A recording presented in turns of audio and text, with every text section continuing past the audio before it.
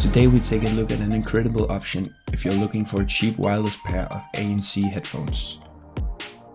Real quick before we get into the video, I just wanted to remind you to like this video if you end up finding it useful in any way, and also leave a comment down below if you have any questions.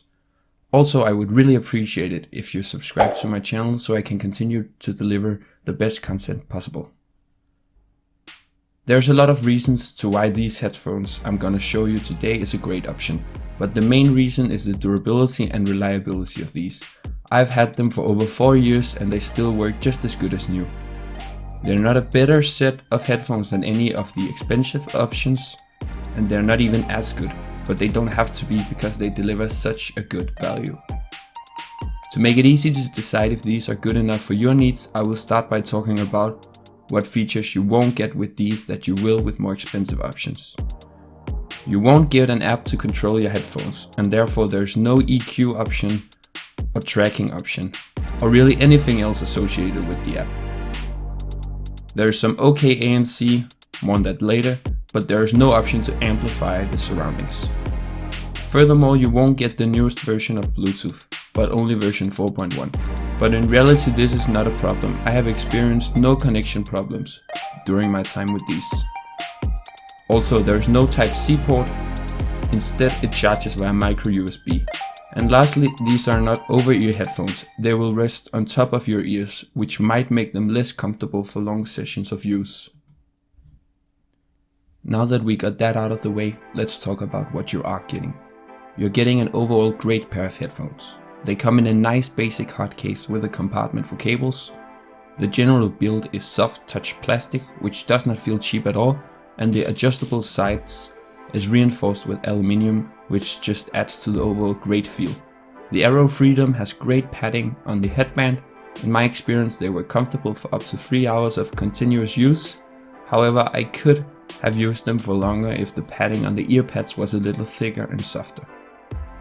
In terms of the button layout, on these it's actually surprisingly good. There is play, pause, turn on button, skip forward and backwards, ANC on-off switch, and a volume wheel, which I really like. It's really nice to be able to adjust the volume with a wheel instead of some touch interface that doesn't always work. This is just way more reliable. The battery life of these is one of the most surprising things. They claim around 12 hours with ANC and Bluetooth on the Amazon page, but I managed to get 16 hours with the volume set to 60% with Bluetooth and ANC turned on. This is very impressive considering the price. Now let's talk about that sound. This is very hard to describe on these. When ANC is turned off, the sound profile is flat and a bit tinny. But when you turn it on, everything gets boosted. The bass becomes way more apparent, and from my testing the volume also seems to get turned up a level. With ANC on, I think that the sound of these will satisfy most people for casual listening. They actually sound quite fun and they make me want to listen to music with these. But it's a bit tricky, because when you listen to the headphones without ANC and then turn it on, the sound quality seems better than it is because you start off by listening to the terrible sound quality without ANC on. Let's close this off by talking about the active noise cancelling then. Now this is nowhere near as good as the expensive options from Bose, Sony or Sennheiser, but it does provide better noise cancelling than headphones that only rely on passive blocking out the noise. Now I have a theory as to how they end up with this performance. I believe it is a combination of two things. The first one is the boosting that I've already talked about, which turns up the volume a bit and gives the illusion that the noise is reduced. The second thing is to do with the actual noise cancellation. You see, the basic principle of active noise cancelling is to record the noise of the surroundings with microphones and use that information to cancel out the sound.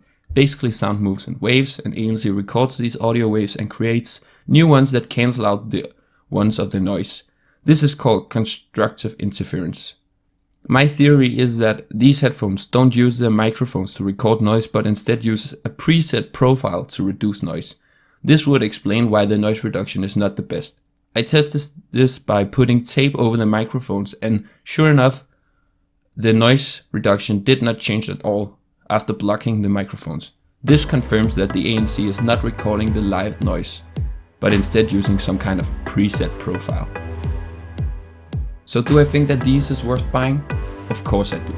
For the price, this is almost a must buy, and I only think that the more expensive options is worth it in a few cases. If you want to buy these, there is a link down in the description, and in the near future I will compare them directly to the Sennheiser PXC 552, which is one of the more expensive options I have mentioned throughout this video. If you want to see that, remember to stick around. That takes us to the end of the road. Thank you for watching. Remember to like this video and if you found it useful.